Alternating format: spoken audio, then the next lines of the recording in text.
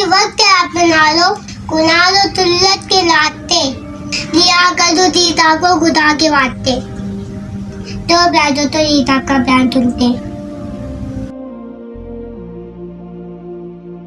یہ مضمون سورہ شورا میں بھی ہے کہ ہم نے اس قرآن کے ذریعے اے نبی آپ کو اس اعلیٰ درجے پر پہنچایا۔ ما کنت تدری ما الکتاب ولا الایمان، اس قرآن کے نزول سے پہلے آپ نہ کتاب جانتے تھے نہ ایمان کی تفصیلات، بلکہ اللہ نے اس کو ہدایت اور نور کا ذریعہ بنایا۔ وانک لتہدی الی صراط مستقیم، اور نبی بے شک اب آپ بھی لوگوں کو ہدایت کی طرف بلاتے ہیں۔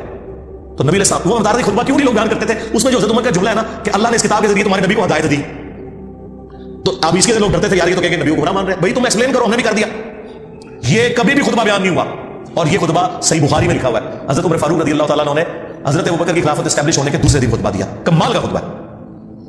اور قرآن اتنا اسٹرانگ ہے اس حوالے سے کہ بخاری مسلم میں جو حدیث شفاعت ہے، جو نبی الاسلام ہماری شفاعت کریں گے انشاءاللہ، اس کے اینڈ پہ آتا ہے کہ نبی الاسلام کہتے ہیں جب میں آخری دفعہ جہنم کی طرف جاؤں گا تو داروغ جہنم مالک علیہ السلام مجھ سے کہیں گے یا رسول اللہ اب آپ کا کوئی امتی بھی دوزخ میں باقی نہیں ہے سوائے اس کے جسے قرآن نے جنت میں جانے سے روک رکھا ہے۔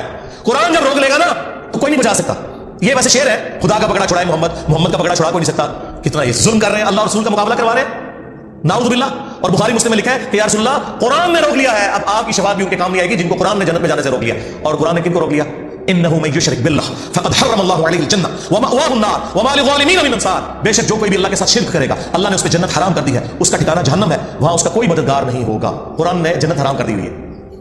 حتیٰ کہ بخاری اور مسلم دونوں میں حدیث ہے اللہ نے ہر نبی کو ایک مقبول دعا دی تھی جو اس نے دنیا ہی میں کر لی، لیکن میں نے اپنی دعا چھپا کے رکھی ہے قیامت کے دن کے لیے، اور میری اس دعا سے میرے ہر امتی کو نفع پہنچے گا سوائے اس شخص کے کہ جس نے دنیا میں اللہ کے ساتھ کسی قسم کا شرک کیا۔ شرک is the most sensitive issue in the sight of Allah, اور شرک اور نماز یہ دو سینسٹیو ٹاپکس ہیں۔ قرآن کی توہین وہی لوگ کر رہے ہیں اصل میں جو قرآن پڑھنے سے روک رہے ہیں، جس کی وجہ سے شرک پھیل رہا ہے، اور نماز سے کوسوں دور ہے کیونکہ انہوں نے قرآن تو پڑھا نہیں، انہیں پتا کیسے چلے کہ قرآن کا مسلمان اور ہے اور پاکستان کا مسلمان اور۔ ہاں، مرنے سے پہلے اے مسلمان کر لے اس پہ غور، قرآن کا مسلمان اور ہے، پاکستان کا مسلمان اور۔